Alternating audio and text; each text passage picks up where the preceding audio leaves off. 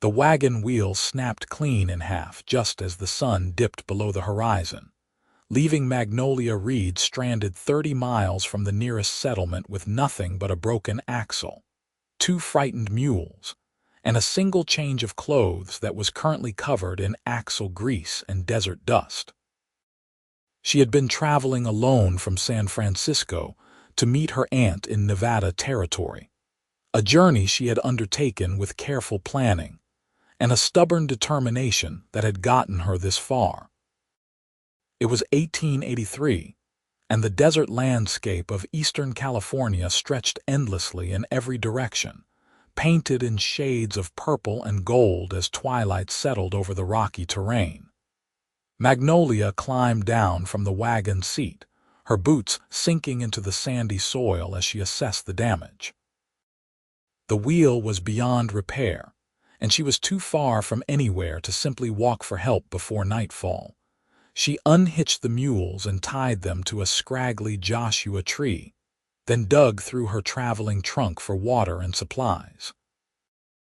Her stomach twisted with anxiety as she realized she would be spending the night out here in the open desert, vulnerable to whatever dangers lurked in the darkness. But Magnolia had survived worse than a broken wagon wheel. At 22 years old, she had already buried both parents, worked as a seamstress to support herself, and made the difficult decision to start fresh in a new territory. A night under the stars would not break her spirit. As the moon rose full and bright over the desert, casting everything in silvery light, Magnolia built a small fire and ate a meager dinner of hardtack and dried beef. She kept her rifle close, loaded and ready, though she hoped she would not need it. The desert was quiet except for the occasional cry of a coyote in the distance and the soft shuffling of the mules as they dozed on their feet.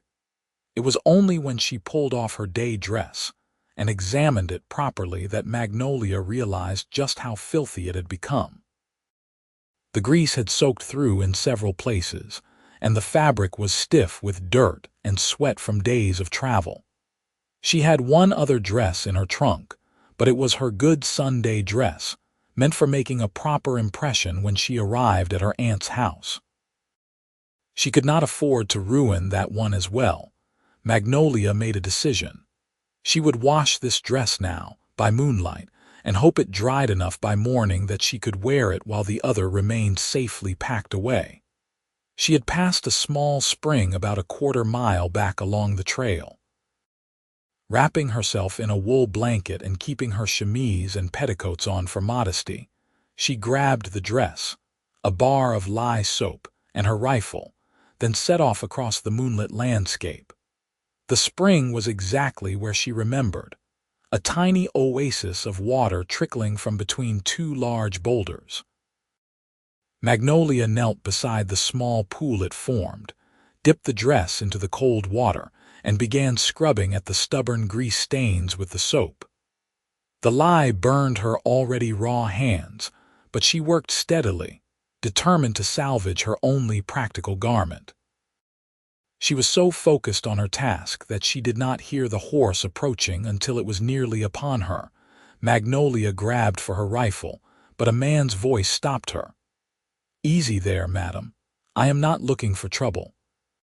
She whirled around, clutching the wet dress to her chest, suddenly very aware that she was wearing nothing but undergarments and a blanket. A tall figure sat astride a bay horse, silhouetted against the bright moon. As he dismounted and moved closer, leading his horse by the reins, Magnolia could make out more details. He was young, perhaps 25 or 26, with broad shoulders and a weathered face that spoke of years spent outdoors. He wore the typical outfit of a working cowboy, dusty denim pants, a worn cotton shirt, leather chaps, and a wide-brimmed hat pulled low over his eyes.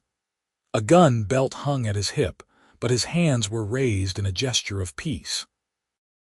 "I saw your fire back there and figured someone might be in trouble," he said, his voice low and steady. "Saw the broken wagon. You hurt?" "I am fine," Magnolia said, trying to keep her voice from shaking. "Just waiting for daylight to walk to the nearest town." The cowboy shook his head. "That would be Skidoo, California, about 30 miles northeast. You would not make it on foot, not with the heat tomorrow. Water holes are few and far between out here." He paused, seeming to notice for the first time what she was doing. His eyes fell on the soapy dress in her hands, and understanding crossed his face. "That your only shirt?"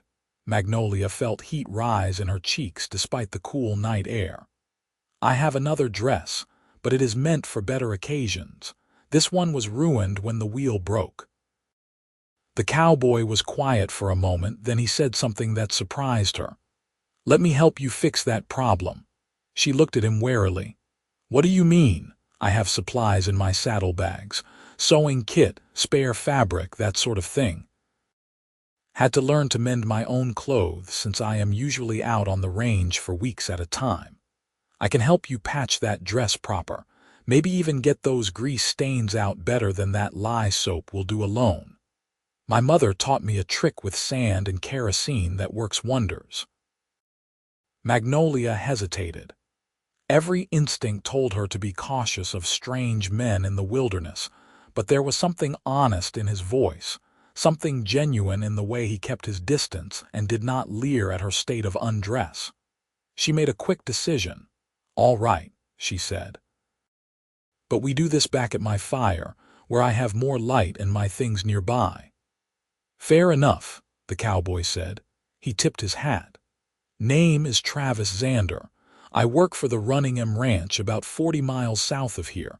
Been out checking fence lines and water holes for the past 2 weeks." "Magnolia Reed," she replied, gathering up her soap and rifle.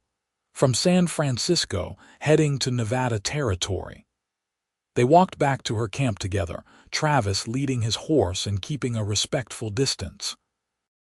When they reached the fire, Magnolia quickly retrieved her good dress from the trunk and stepped behind the wagon to change, while Travis busied himself with unpacking his saddlebags.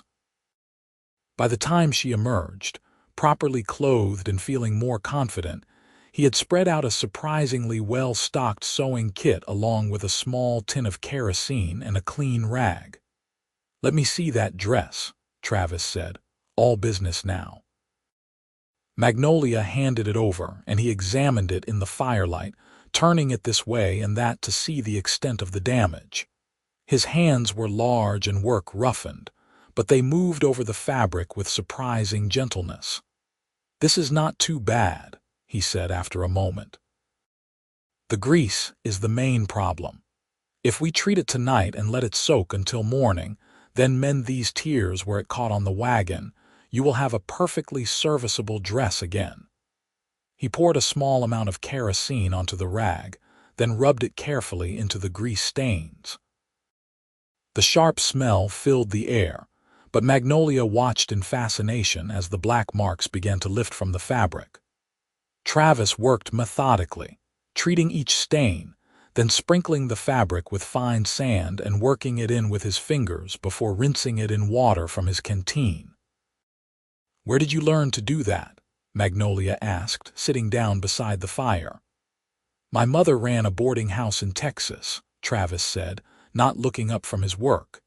8 rooms, always full of cowboys and miners and traveling salesmen. She did all the laundry and mending for them, and she taught me and my brothers to help out. Said a man who could not care for his own clothes was not much of a man at all." His voice softened. "She died 5 years ago. Fever took her quick." "I am sorry," Magnolia said quietly. "I lost my mother 2 years ago, my father the year before that." Travis glanced up at her, and their eyes met across the fire. In that moment, Magnolia felt a strange connection, a recognition of shared loss and the kind of strength it took to keep moving forward. Travis looked away first, clearing his throat and returning his attention to the dress. "This will need to soak now," he said, placing the dress in the small pool at the spring. "In the morning, we can rinse it proper and mend the tears. Should be dry enough to wear by afternoon." "Thank you," Magnolia said. "I do not know what I would have done without your help."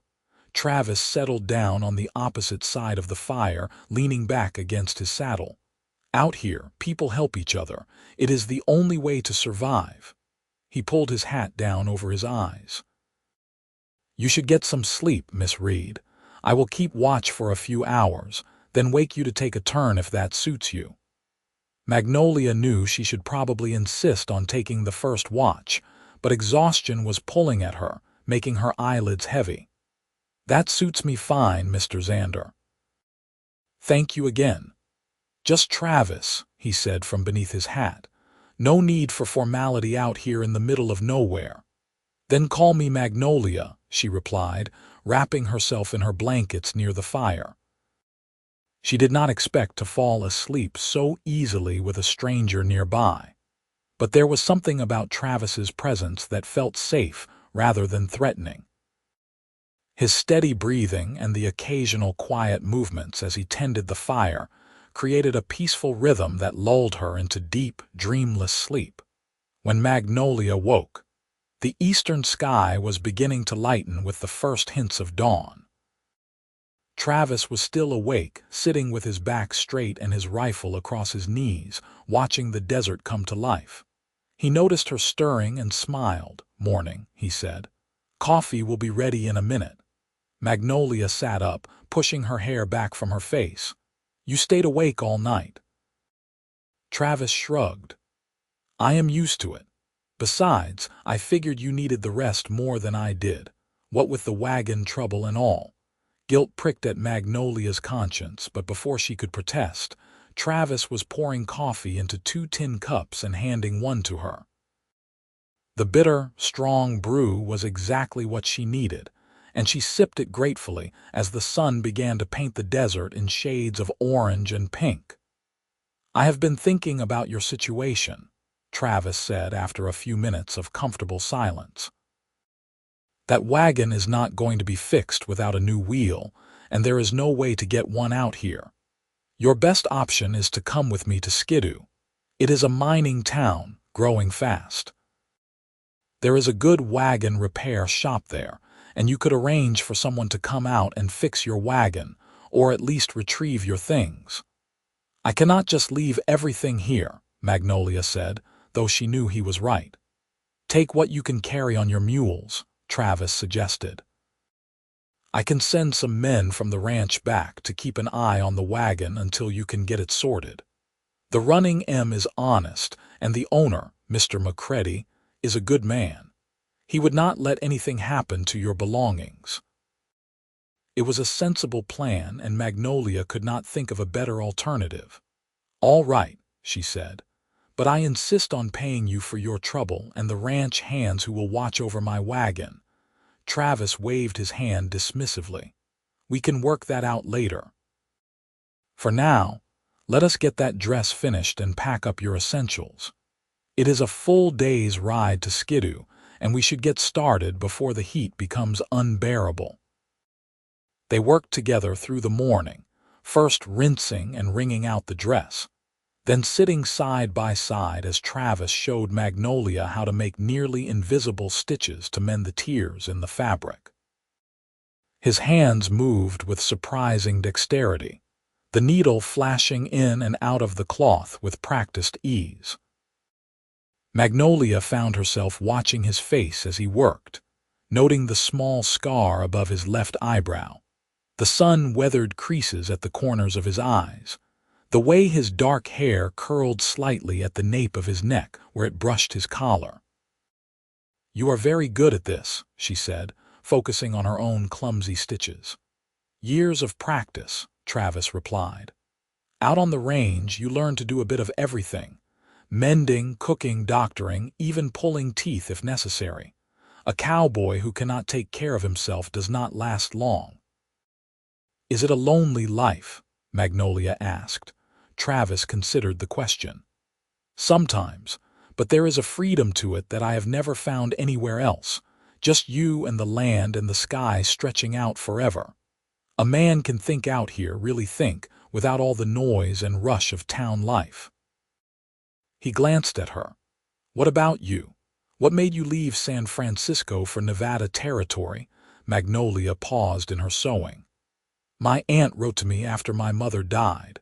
She has a small ranch outside of Virginia City, and she has been wanting help running it. She is getting older, and her husband passed last year.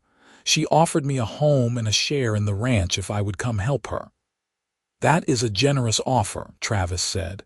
It is, Magnolia agreed. But more than that, I wanted a fresh start.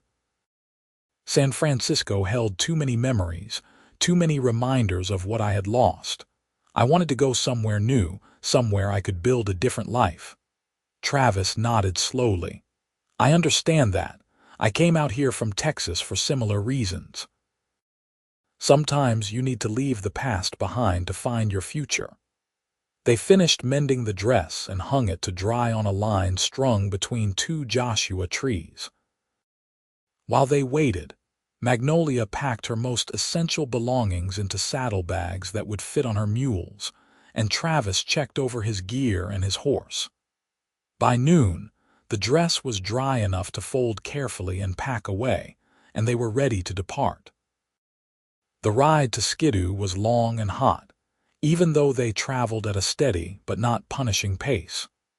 Travis proved to be an easy companion, pointing out landmarks and sharing stories about the desert and its inhabitants. He told her about the silver mines that had brought prosperity to Skidoo, about the characters who populated the town, about the harsh beauty of the landscape that most people dismissed as wasteland. Magnolia found herself opening up in return, telling him about her life in San Francisco, about working as a seamstress in a busy shop, about the dreams she had for her new life in Nevada territory. Travis listened with genuine interest, asking thoughtful questions and offering observations that showed he was really paying attention to what she said. As the afternoon wore on, and the sun beat down mercilessly, they stopped to rest in the shade of a large outcropping of rocks. Travis shared his canteen and some beef jerky, and they sat in companionable silence, watching heat waves shimmer across the desert floor. "Can I ask you something?" Magnolia said after a while. "Sure," Travis replied. "Why did you really stop to help me? You could have just ridden past my camp and minded your own business." Travis was quiet for a long moment. "I suppose because I know what it is like to be alone and in trouble with no one to turn to. When I first came out here from Texas, I got lost in a dust storm. Would have died if a prospector had not found me and taken me back to his camp. He did not know me from Adam, but he shared his food and water and gave me directions when the storm cleared. Said the only payment he wanted was for me to help someone else if I ever got the chance." Travis looked at her with those steady brown eyes. "I guess I've been looking for that chance ever since." Something warm bloomed in Magnolia's chest, a feeling she had not experienced in a long time. She reached out impulsively and placed her hand over his where it rested on the rock between them. "I am very glad you found that chance with me." Travis turned his hand over, his calloused palm rough against hers, and squeezed gently. "Me too, Magnolia. Me too." They reached Skidoo just as the sun was setting, painting the wooden buildings and canvas tents in shades of amber and crimson. The town was indeed booming, with the constant sound of mining equipment echoing from the surrounding hills and people crowding the dusty Main Street. Travis led them to a respectable-looking boarding house run by a woman named Mrs. Patterson, a stout, kind-faced lady who took one look at Magnolia's travel-worn appearance and immediately offered her a room and a hot bath. "You stay here and get cleaned up," Travis said as Mrs. Patterson led Magnolia inside. "I will go arrange for someone to repair your wagon and get your things. I will come by in the morning to check on you." "Travis, wait," Magnolia called, and he turned back. "Will you have dinner with me tonight? It is the least I can do to thank you for everything." A slow smile spread across Travis's face. "I would like that very much." The hot bath was heaven, washing away days of dust and worry. Mrs. Patterson provided soap that smelled of lavender and a clean towel, and Magnolia soaked until the water began to cool. She washed her hair, scrubbing her scalp until it tingled, then dressed in her good Sunday dress, a deep blue cotton with cream-colored lace at the collar and cuffs. She brushed out her long auburn hair and pinned it up in a simple but neat style, then studied herself in the small mirror above the washstand. Her cheeks were sunburned and her hands were rough, but her green eyes were bright with something she had not felt in a long time. Anticipation. Excitement. The beginning of something she could not quite name but definitely wanted to explore. Travis was waiting in the boarding house parlor when she came downstairs, and the look on his face when he saw her made her heart skip. He had cleaned up as well, changing into a fresh shirt and brushing the dust from his pants. His hair was still damp, and he smelled faintly of soap and leather. "You look beautiful," he said simply. "Thank you," Magnolia replied, feeling heat rise in her cheeks. "You look very handsome yourself." They walked to the only restaurant in town, a small establishment run by a Chinese family that served surprisingly good food. Over plates of beef and vegetables and rice, they continued the conversation they had started on the trail, but now it went deeper, became more personal. Travis told her about his childhood in Texas, about losing his father to a ranch accident when he was 15, about taking care of his mother and younger brothers until they were old enough to fend for themselves. He spoke of his dreams to someday have his own ranch, a small spread where he could raise horses and cattle and build something lasting. Magnolia shared her own dreams, her hope that working with her aunt would teach her how to run a ranch properly, that she could perhaps someday own land of her own. She confessed her fear of arriving in Nevada territory and finding that she was not strong enough or skilled enough to make it in this harsh country. "You are stronger than you think," Travis said, reaching across the table to take her hand. "Anyone who can keep their head when a wagon breaks down in the middle of nowhere and start washing clothes by moonlight instead of panicking has what it takes to survive out here." "I was terrified," Magnolia admitted. "Being terrified and doing what needs to be done anyway, that is the definition of courage," Travis said. "You have nothing to worry about, Magnolia Reed. You are going to do just fine." They lingered over coffee, neither wanting the evening to end. Finally, Travis walked her back to the boarding house, and they stood on the porch under the starlight, neither quite ready to say goodbye. "I have to head back to the ranch tomorrow," Travis said quietly, "but I will make sure your wagon is repaired and your things are brought to town. And I will write to you if you would like, once you get settled with your aunt, I mean." "I would like that very much," Magnolia said, "but Travis, Nevada territory is a long way from here. How would we even—" "I have been thinking about that," Travis interrupted. "The Running M has been talking about expanding, buying land further north. Maybe I could volunteer to scout properties in Nevada. Would give me a reason to come visit, make sure you are settling in all right." Magnolia felt her heart soar. "I think that would be wonderful." Travis reached out and tucked a loose strand of hair behind her ear, his fingers lingering against her cheek. "Magnolia, I know we only met yesterday, and I know this is probably crazy, but I feel like I have known you much longer, like we were meant to meet out there in the desert." "I feel it too," Magnolia whispered. Travis leaned down slowly, giving her time to pull away if she wanted, but Magnolia rose on her toes to meet him halfway. Their lips met in a gentle kiss that sent warmth flooding through her entire body. It was sweet and chaste, but it held the promise of more, the beginning of something real and lasting. When they finally pulled apart, both were smiling. "I will write as soon as I get to my aunt's ranch," Magnolia promised. "And I will write back the moment I get your letter," Travis replied. They said their goodnights reluctantly, and Magnolia went up to her room feeling like she was walking on air. She lay awake for a long time, replaying every moment of the past day and night, touching her lips where Travis had kissed her and feeling a joy she had not known she was capable of feeling. True to his word, Travis arranged everything before he left the next morning.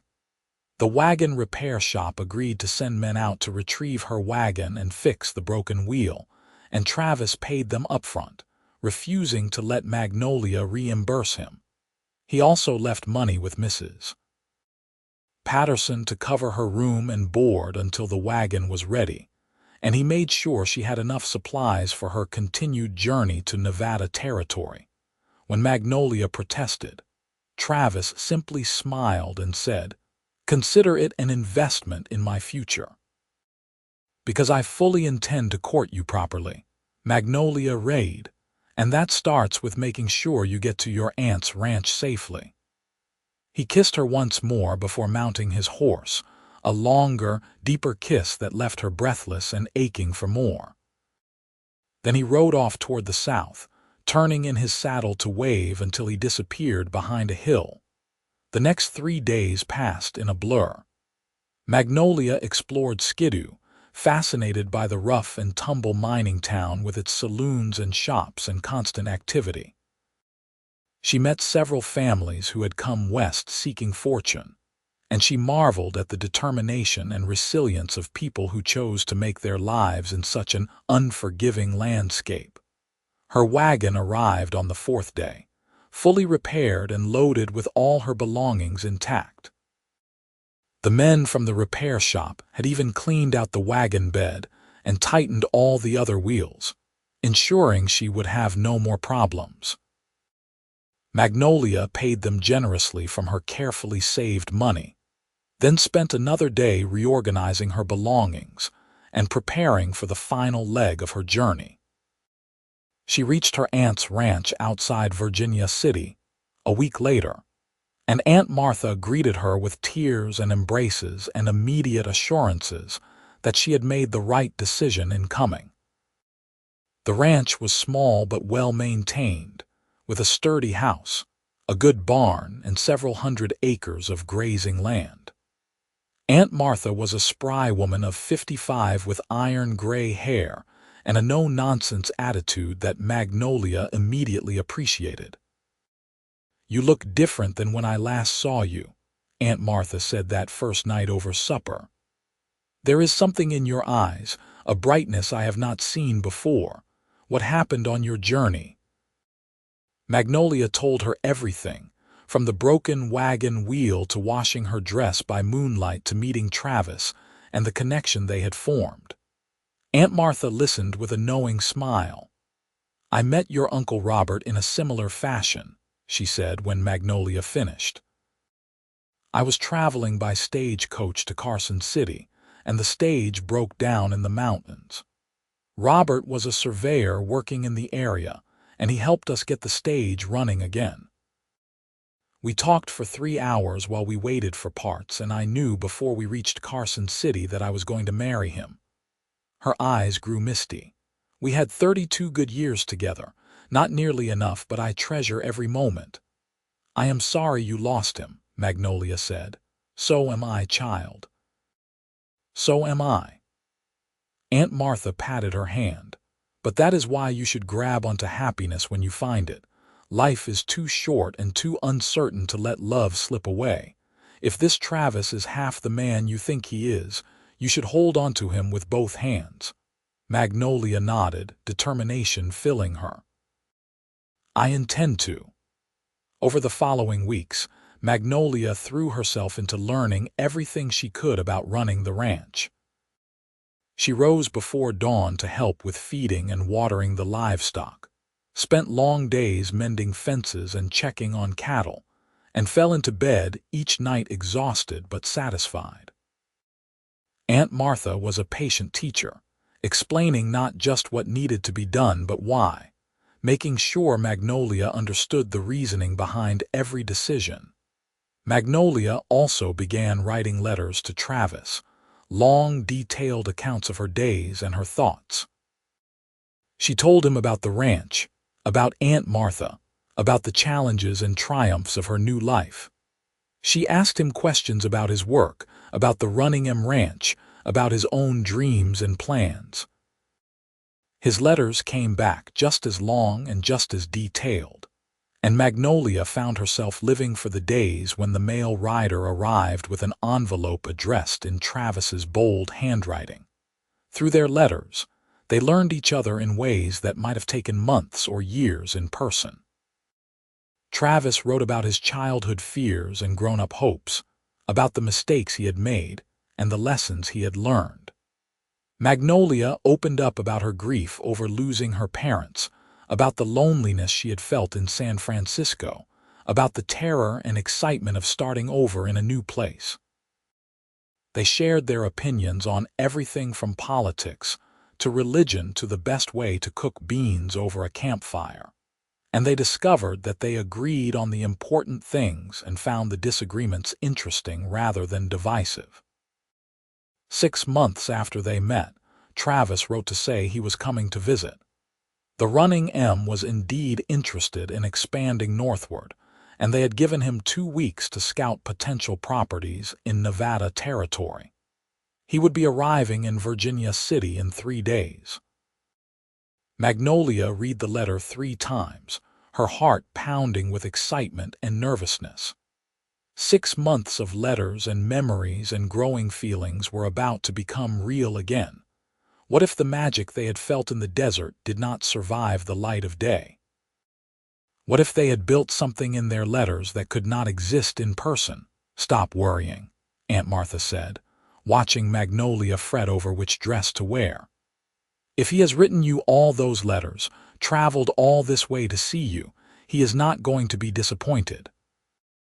Now put on that green dress, the one that brings out your eyes, and go meet your cowboy."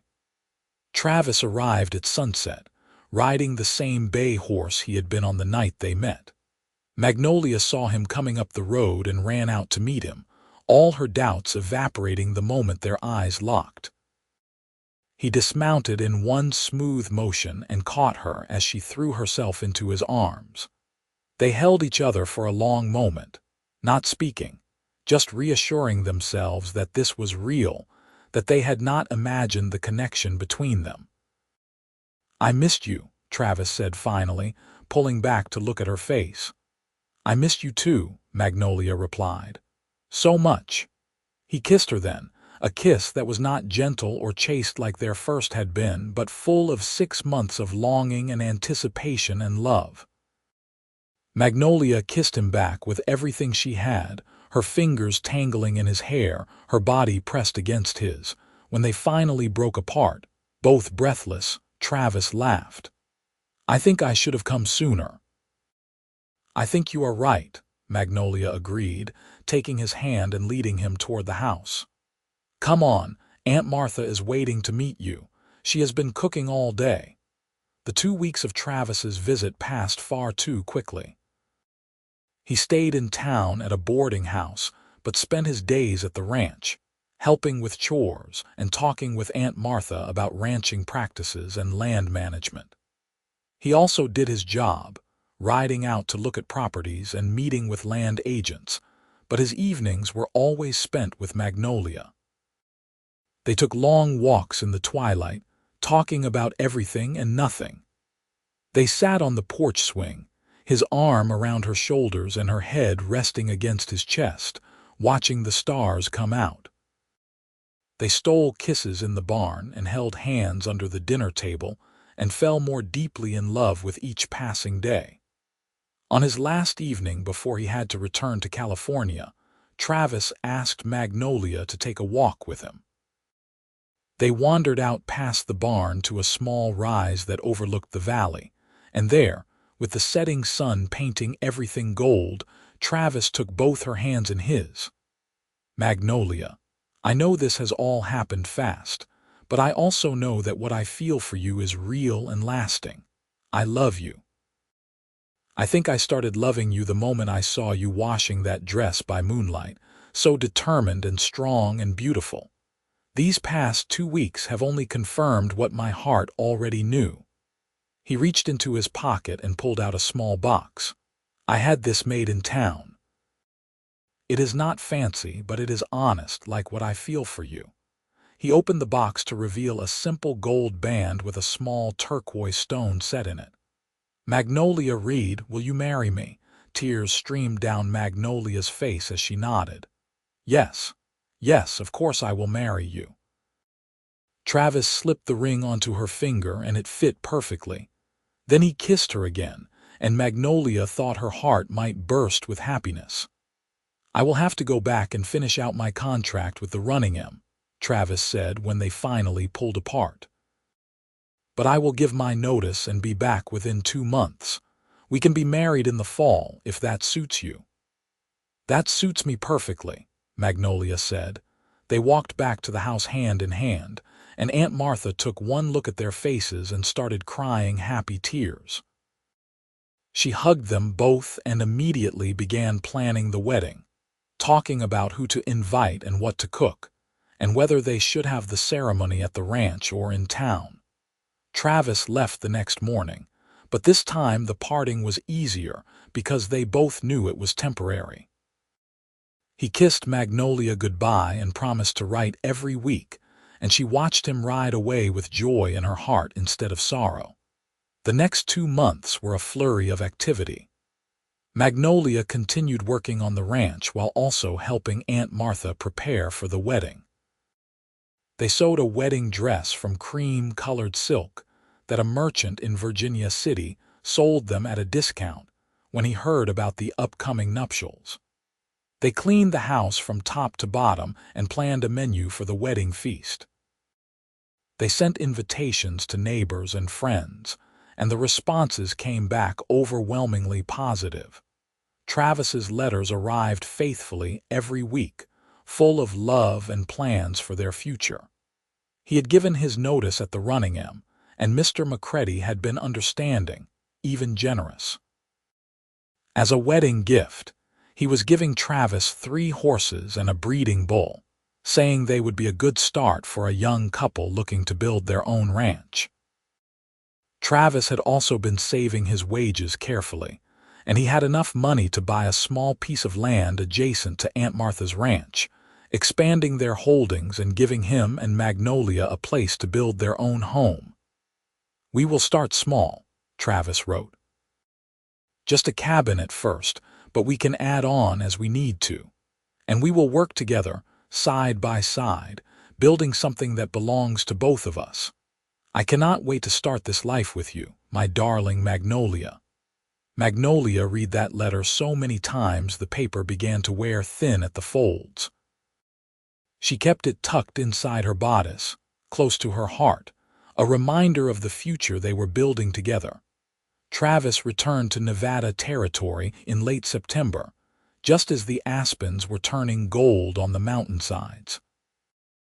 The wedding was planned for the first Saturday in October, and there was still much to do. Travis threw himself into helping, working alongside Magnolia and Aunt Martha to prepare the ranch for the celebration. He also spent time with the land agent finalizing the purchase of the adjacent property, and he and Magnolia walked its boundaries together, planning where they would build their cabin and how they would manage the land. The wedding day dawned clear and cool, with a brilliant blue sky and a gentle breeze carrying the scent of sage. Neighbors and friends began arriving mid-morning, and by noon the ranch was full of people, all gathered to celebrate the union of Travis and Magnolia. The local preacher, a circuit rider who passed through Virginia City once a month, performed the ceremony in front of the house, with Aunt Martha standing as Magnolia's witness and a fellow cowboy from the Running M standing for Travis. Magnolia wore her cream silk dress with wildflowers in her hair, and Travis wore his best suit, a dark wool affair that made him look both handsome and slightly uncomfortable. But when they stood before the preacher and spoke their vows, all the discomfort faded. Travis looked into Magnolia's eyes and promised to love and honor and cherish her all the days of his life, and she promised the same in return. When the preacher pronounced them husband and wife and told Travis he could kiss his bride, the cheer that went up from the assembled guests could probably be heard in town. The celebration lasted well into the evening, with food and music and dancing. Someone had brought a fiddle, and someone else had a harmonica, and they played lively tunes while couples danced in the yard. Travis twirled Magnolia around until she was dizzy and laughing, and later they danced slowly, holding each other close, as the music turned soft and sweet. As the stars came out, Travis and Magnolia slipped away from the party, walking hand in hand to the small cabin that Travis had been working on with help from neighbors. It was simple, just 2 rooms and a loft, but it was solid and well built, and it was theirs. Travis carried Magnolia over the threshold, and she laughed as he set her down gently in the middle of the main room. "Welcome home, Mrs. Xander," he said softly. "I love the sound of that," Magnolia replied, reaching up to cup his face in her hands. "Mrs. Xander, your wife." "My wife," Travis repeated, as if testing out the words. Then he smiled. "I like it too." They made love that night with the tenderness of first times and the passion of long-awaited fulfillment. Travis was gentle and patient, making sure Magnolia felt safe and cherished. And when they finally came together, it felt like coming home, like 2 pieces that had always been meant to fit together finally finding their proper places. Afterwards, they lay tangled together in the narrow bed, talking quietly and making plans for their future. They would work hard to build up their small ranch, breeding horses and raising cattle. They would support Aunt Martha as she grew older, making sure she was cared for and never alone. And someday, when the time was right, they would have children, a family to love and raise in this wild, beautiful land they had both chosen. "You ever think about that night by the spring?" Magnolia asked, tracing patterns on Travis's chest with her finger. "How everything could have been different if you had just ridden past my camp." "I think about it all the time," Travis admitted. "And I thank God every day that I did not. Finding you there, washing your dress by moonlight, it was like the universe was giving me a gift I had not even known I was looking for." "You were my gift too," Magnolia said. "My second chance at happiness, at building a life worth living. I was so scared when that wagon broke down, but it ended up being the best thing that could have happened to me." Travis tightened his arms around her. "We are going to have a good life, Magnolia. I promise you that. It will not always be easy, ranching never is, but we will face it together and that will make all the difference." "I know," Magnolia said, pressing a kiss to his shoulder. "I believe in us, Travis. I believe we can build something wonderful here." And they did. Over the following years, Travis and Magnolia worked side by side to build their ranch into a thriving operation. They started with just a few head of cattle and 3 horses, but through hard work and careful management, they slowly expanded. Travis proved to be a skilled horse trainer, and word spread about the quality of the animals he raised. Magnolia had a gift for keeping the books and managing the business side of things, and together they made a formidable team. Aunt Martha remained a vital part of their lives, living in the main house and continuing to help with the ranch even as she grew older. She and Magnolia formed a close bond, more like mother and daughter than aunt and niece, and Travis treated her with the respect and affection he would have shown his own mother. 2 years after they married, Magnolia gave birth to their first child, a healthy baby boy they named Thomas after Travis's father. Travis was completely besotted with his son, spending hours just holding him and marveling at his tiny fingers and toes. Magnolia watched her husband become a father and fell even more deeply in love with him. seeing the gentleness and patience he showed their child. 2 years after Thomas came a daughter, whom they named Martha after Magnolia's beloved aunt. And 2 years after that, another son, whom they called Daniel. Their little cabin had to be expanded several times to accommodate their growing family. And eventually, they built a proper house, a 2-story structure with enough bedrooms for everyone and a wide porch where they could sit on warm evenings and watch the children play. Aunt Martha lived to see all 3 grandchildren born, and she died peacefully in her sleep at the age of 70, surrounded by the family she had helped create. Magnolia grieved deeply for the woman who had given her a second chance at life, but she took comfort in knowing that Aunt Martha had died happy, secure in the knowledge that her ranch would continue in good hands. The years passed, bringing both challenges and triumphs. There were droughts that tested their resources and harsh winters that took a toll on the livestock. There were illnesses and injuries, setbacks and disappointments. But through it all, Travis and Magnolia faced everything together, their love growing deeper and stronger with each passing year. Their children grew up healthy and strong, learning the skills needed to thrive in ranch life. Thomas inherited his father's way with horses and his mother's head for business. Martha was gentle and artistic, but also tough as nails when she needed to be. Daniel was the adventurous one, always exploring and pushing boundaries, keeping his parents on their toes. On their 20th wedding anniversary, Travis and Magnolia stood on the porch of their home, watching the sunset paint the sky in brilliant colors.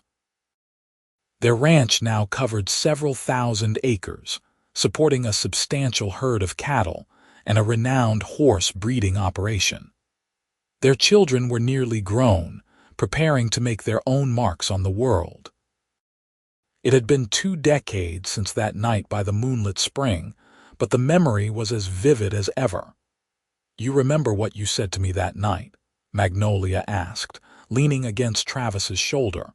"When you first saw me washing my dress." "Let me help you fix that problem," Travis quoted, smiling at the memory. "I thought I was just helping a stranger in trouble.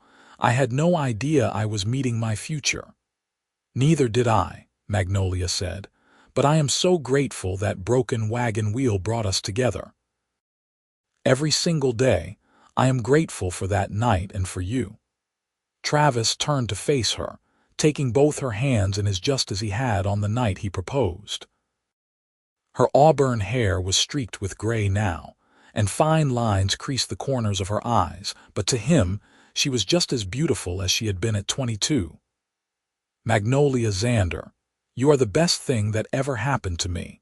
You took a lonely cowboy and gave him a home, a family, a purpose. You have made me happier than I ever thought possible, and I would live that night by the spring 1,000 times over if it meant ending up here with you." Tears filled Magnolia's eyes, happy tears. "I love you, Travis.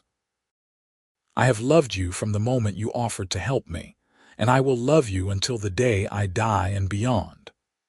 They kissed as the sun set behind the mountains, 2 people who had found each other against all odds and built a life of meaning and purpose and deep, abiding love. Their story had started with a chance meeting in the desert, a broken wagon wheel, and a dress being washed by moonlight. It had grown into something neither of them could have imagined, a partnership that had weathered every storm and come out stronger. As darkness fell and the stars began to appear, Travis and Magnolia went inside to join their family for dinner. The house was full of laughter and conversation, the sounds of a life well lived and love generously shared.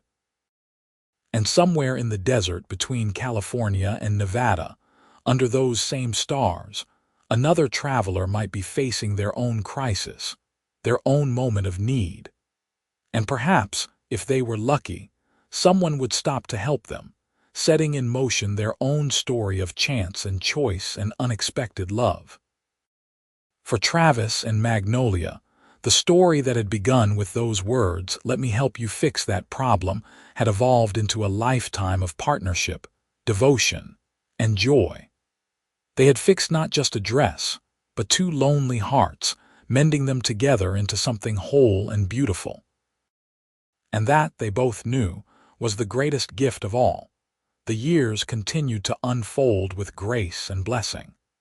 Thomas married a schoolteacher from Virginia City, a smart woman named Elizabeth who fit seamlessly into the family.